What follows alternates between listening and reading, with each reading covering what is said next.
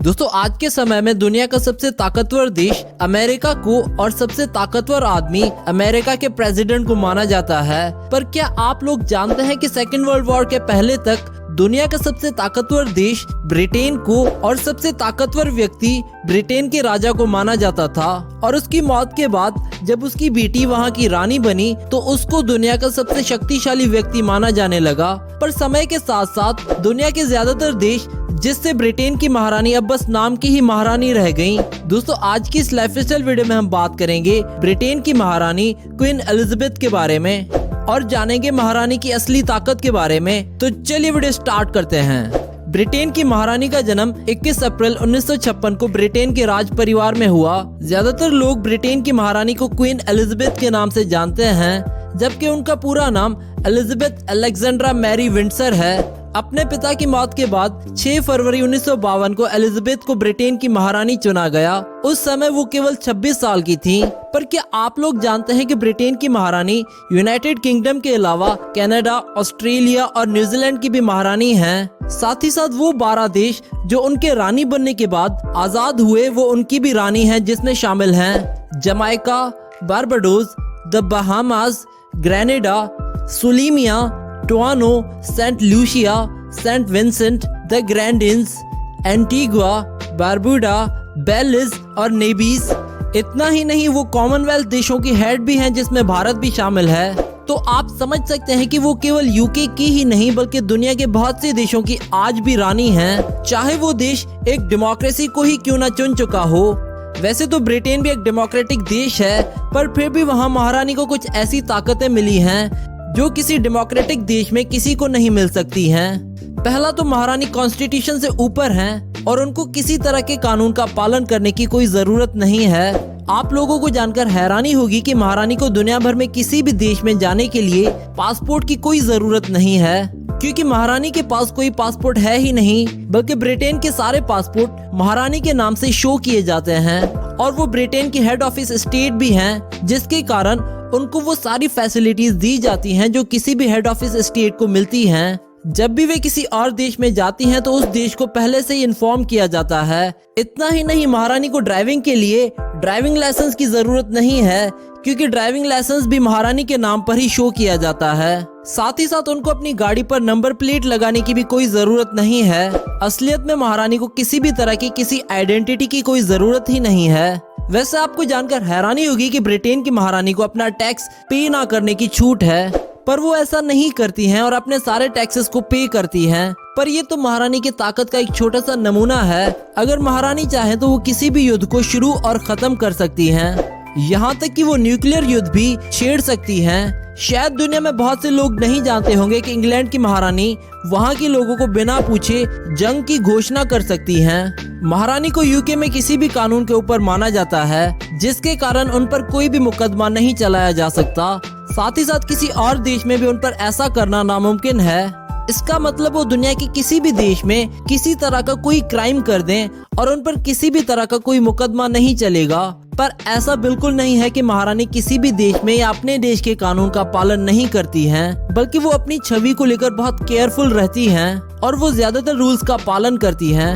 आपको जानकर हैरानी होगी कि ब्रिटेन के लोगों को वहाँ का नागरिक नहीं बल्कि राजशाही से जुड़ा एक विषय माना जाता है। तो अगर महारानी चाहे तो वो किसी को भी गिरफ्तार करवा सकती हैं, और अगर वो चाहे तो किसी की प्रॉपर्टी को सील भी करवा सकती हैं। महारानी को किसी को भी सजा देने का अधिकार है और कोई भी उनको पूछने वाला नहीं होगा, क्योंकि वो उनके अधिकार क्षेत्र में आता है। और अगर महारानी के खिलाफ कोई कुछ करना भी चाहे तो वो ऐसा नहीं कर पाएगा, क्योंकि महारानी कानून और संविधान से ऊपर हैं। इतना ही नहीं, अगर ब्रिटेन की सरकार, प्राइम मिनिस्टर या पार्लियामेंट महारानी को रोकना चाहें या फिर उनकी ताकत में कुछ कमी करना चाहें तो वो ऐसा बिल्कुल नहीं कर सकते हैं, क्योंकि महारानी बिना किसी राय के पार्लियामेंट को भंग कर सकती हैं और प्राइम मिनिस्टर को हटाकर अपनी मर्जी से किसी को भी नया प्राइम मिनिस्टर बना सकती हैं। वैसे अब आप सोच रहे होंगे कि महारानी के पास इतनी ताकत आती कहां से है, तो हम आपको बता दें कि महारानी ब्रिटिश आर्मी के कमांडर चीफ भी हैं और वहाँ का हर एक सोल्जर क्राउन की सेवा करने की कसम खाता है और किसी चीज की नहीं।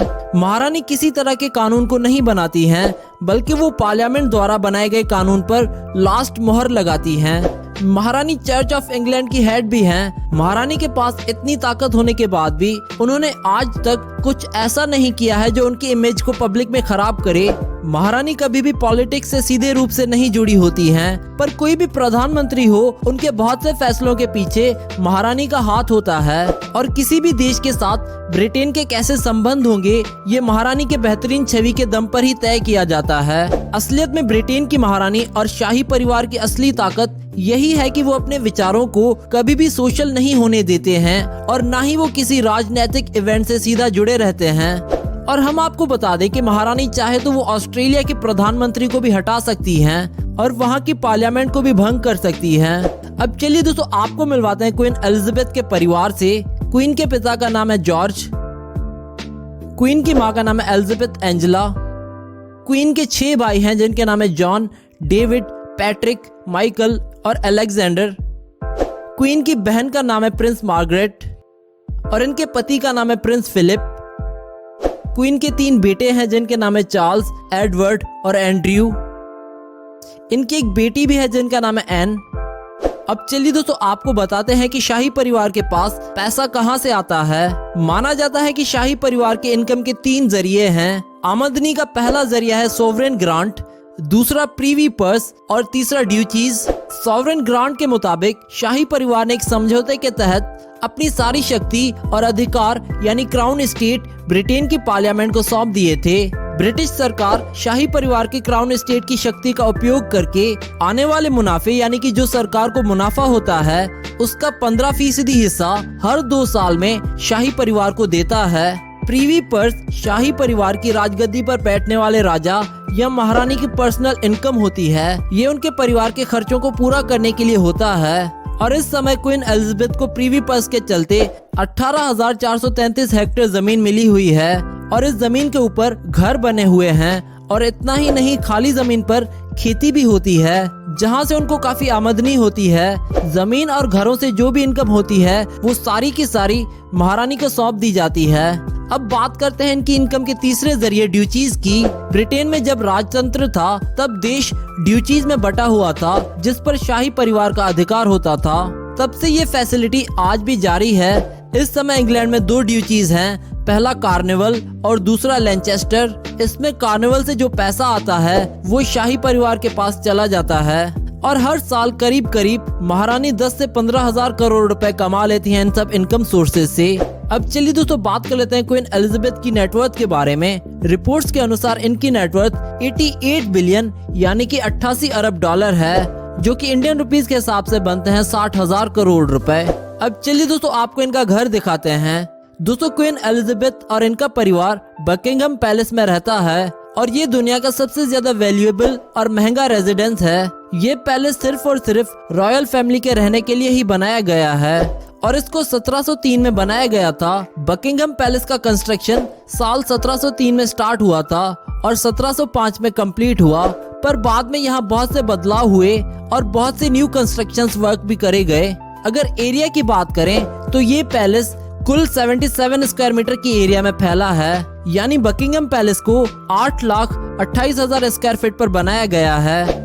बकिंगहम पैलेस में टोटल 5 फ्लोर्स हैं और इन 5 फ्लोर्स के लिए पैलेस में 8 लिफ्ट्स लगाए गए हैं।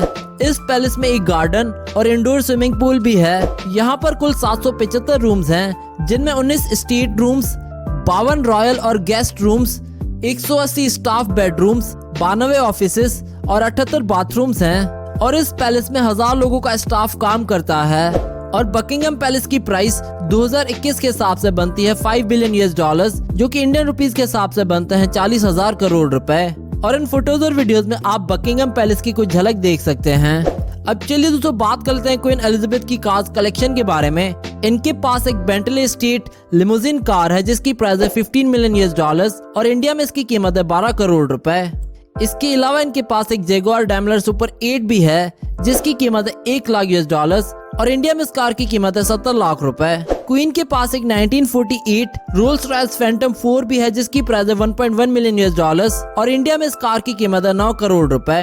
क्वीन के पास एक 2006 जेगुआर एक्स टाइप ई स्टेट भी है जिसकी कीमत है 2400 US डॉलर्स और इंडिया में इस कार की कीमत है 20 लाख रुपए। इसके अलावा इनके पास एक रेंज रोवर भी है जिसकी कीमत है 3 लाख US डॉलर्स और इंडिया में इस कार की प्राइस है 3 करोड़ रुपए। इसके अलावा इनके पास एक 1986 जैगुआर डैमलर 66 भी है जिसकी प्राइस है 35,000 US डॉलर्स और इंडिया में इस कार की कीमत है 24 लाख रुपए। इनके पास एक 1987 लैंड रोवर डिफेंडर भी है जिसकी प्राइस है 50,000 US डॉलर्स और इंडिया में इस कार की कीमत है 35 लाख रुपए। इसके अलावा भी क्वीन के पास कई कार्स हैं और इनकी कंप्लीट कार्स कलेक्शन की प्राइस 35 करोड़ से भी ऊपर है। तो दोस्तों ये थी क्वीन एलिजाबेथ की लाइफस्टाइल वीडियो। अगर आपको वीडियो पसंद आई हो तो इसे लाइक करना ना भूलें और हमें कमेंट करके बताएं नेक्स्ट वीडियो किस टॉपिक पर देखना चाहते हैं आप। Do subscribe our channel and we hope that you like our videos and also don't forget to visit our website celebritynews.blogspot.com which is shown in the video and don't forget to follow us on Facebook and Twitter.